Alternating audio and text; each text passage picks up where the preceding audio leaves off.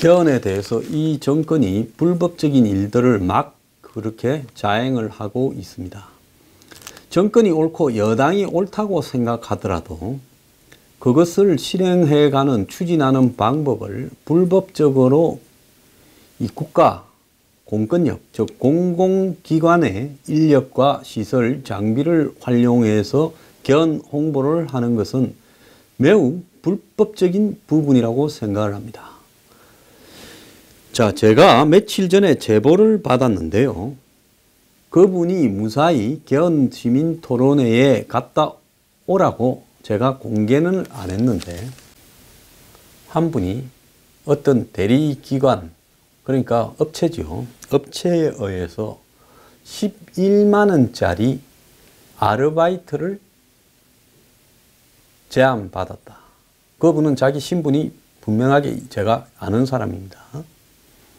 그런데 이 11만 원짜리 아르바이트가 뭐냐? 자기는 대구 사람인데 3월 3일 날 부산에서 이 개헌 관련해서 시민 토론회가 있으니까 거기 토론회에 이렇게 참석하도록 이렇게 제안을 받았고, 그러면서 버스를 대절해서 가고, 그리고 거기에 식사도 제공한다라고 제보를 했습니다.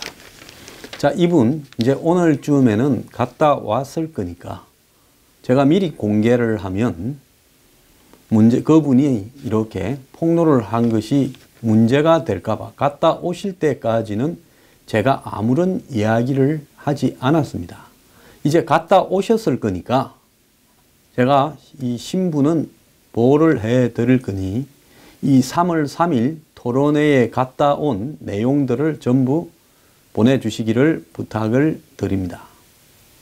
자, 이런 식으로요, 돈을 주고 지금 이 정권이 국민헌법 수기형 시민토론회라고 하면서 1일에 충청권, 호남, 제주권에서 대표해서 대전과 광주에서 개최가 됐고, 3일과 4일에는 영남, 수도권, 강원권 토론회가 부산과 서울에서 했다고 합니다. 청소년, 청년 토론회는 또 이날 같이 열린다고 합니다.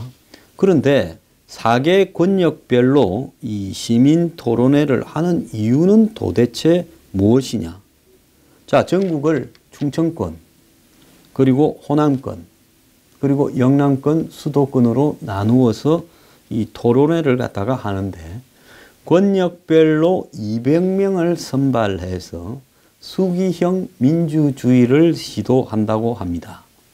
지방 분권, 직접 민주주의, 총리 선출 방식 위주로 하고요.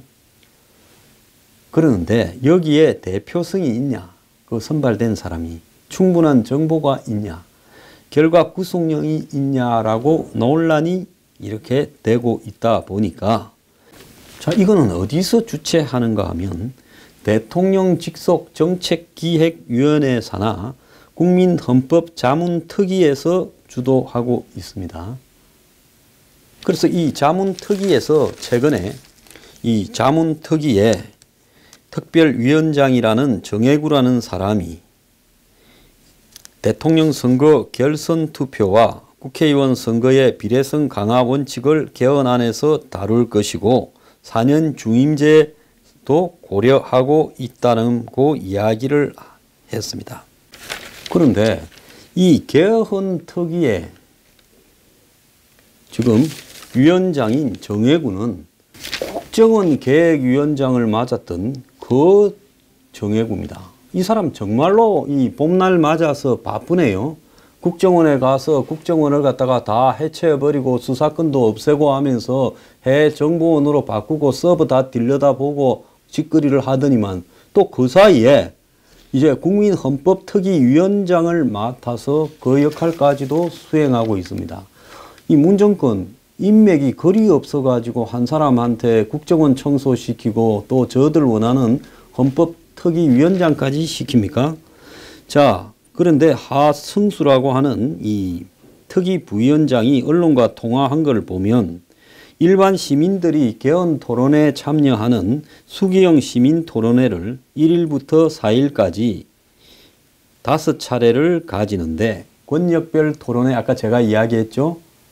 호남, 영남, 수도권 그리고 충청권 해서 4번 하고 그 다음에 청년들 1번 해서 5차례를 가져가지고 예전에 신고리 5.6호기 존폐와 이 관련한 원전 공론화위원회와 같은 국민 의견 수렴 방식이라고 하면서 무작위로 뽑힌 시민들이 개헌 토론에 참여하는 것은 아일랜드를 빼고는 세계 민주화의 역사에 유례가 없는 것이다라고 하면서 개헌이 정치권과 전문가의 영역이 아니라 주권자들의 것이 될 수 있게 하려고 하는 노력의 일환이다라고 이야기를 했습니다.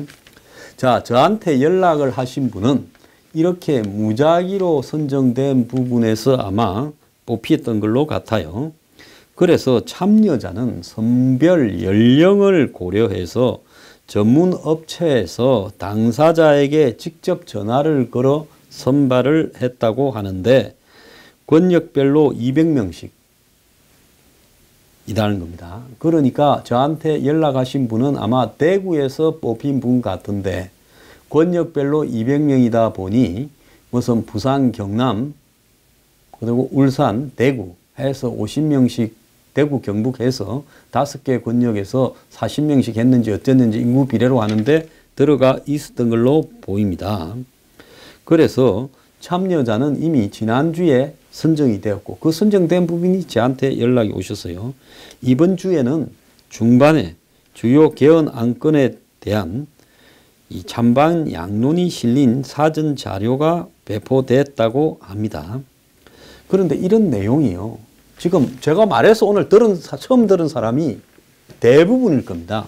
지금 이미 지난 주말까지 토론회가 다 끝났어요. 무슨 수기형 공론화위원회를 하면서 아는 국민들이 거의 없이 저끼리 조용히 끝냈습니다. 전날 이루어진 토론회 내용을 1일날 내용을 보면 1일날 이미 했지 않습니까? 충청 호남에서요.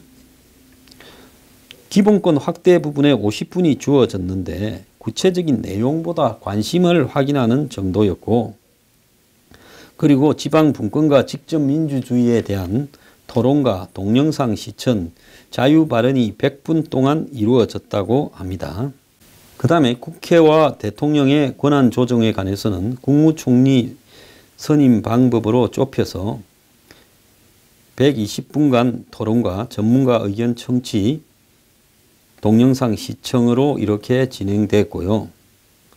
그래서 이 개헌 관련 모든 상황을 다루기 어렵기 때문에 핵심적인 부분만 토론했다라고 이야기를 했고 설문조사에 대해서는 개헌 관련 전반에 대해서 물었고 토론 전후 2차례에 걸쳐서 이렇게 이루어졌다고 합니다.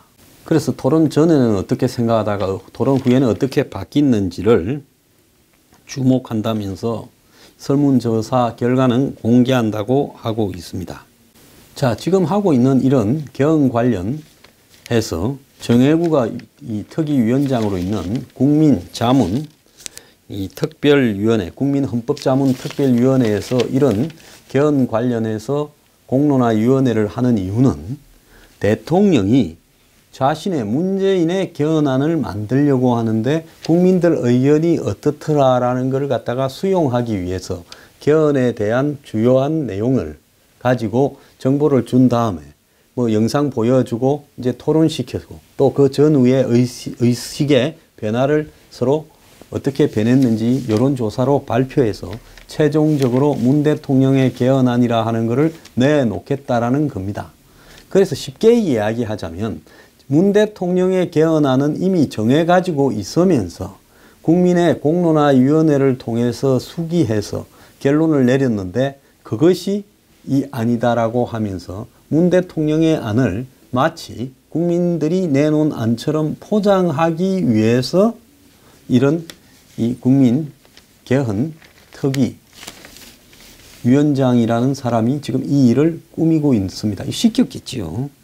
그런데 이런 형식의 내용을 작년에 국회 개헌 특위에서도 했어요. 국회에서도 했어요. 그때 개헌 국민대표 5,000명 원탁 토론이라는 걸 했는데 그때 나왔던 문제가 뭔가 하면 여야가 공히 문제점으로 지적했던 내용이요. 개헌 같은 복잡한 문제를 공론화위원회 방식으로 논의하는 게 적절하냐.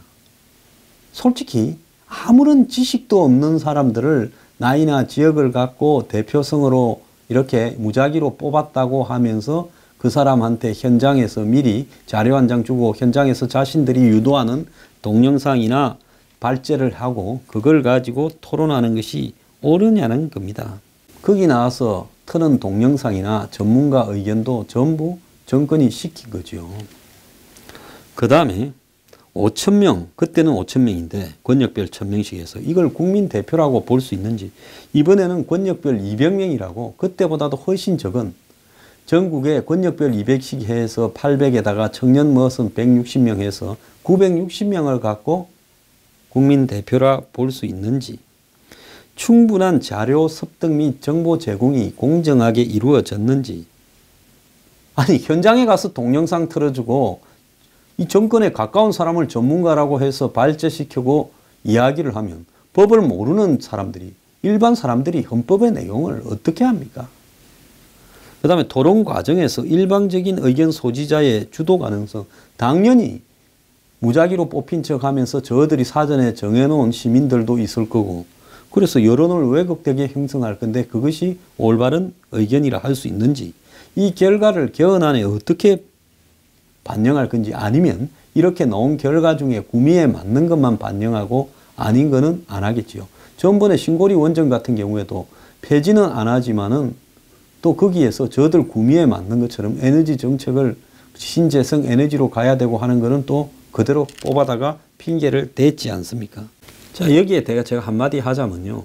11만 원씩 주고 한마디로 좋은 아르바이트 한다고 하루 부산에 갔다 온 사람들한테 국민의 대표라고 이런 식으로 하는 것이 옳으냐는 겁니다. 이미 정혜구 이 특위위원장은 언론과 인터뷰에서 이런 공론화위원회가 끝나기 전에 정부 행태나 내용에 대해서 다 발표해 놓고는 뭐 하려고 이런 식으로 돈 들여가면서 하고 있느냐. 이렇게 11만 원씩요. 100명이면 얼마입니까?